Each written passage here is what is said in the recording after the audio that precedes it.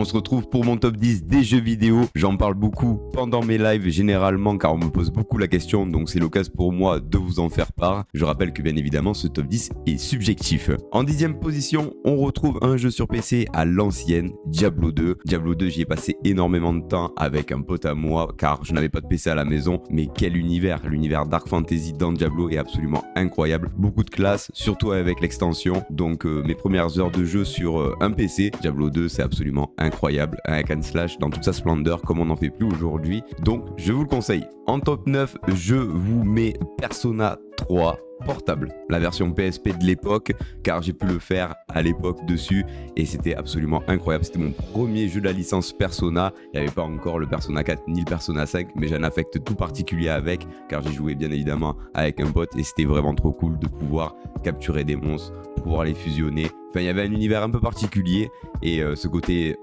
du coup visuel novel, pouvoir créer des relations, pouvoir améliorer ses monstres, c'était juste incroyable. En 8e position, un jeu très onirique, très poétique, c'est Shadow of the Colossus. Il a vraiment une patte tout particulière avec un gameplay très particulier où il faut abattre des boss. En fait, c'est un boss rush où il faut grimper sur les boss et toucher les points faibles.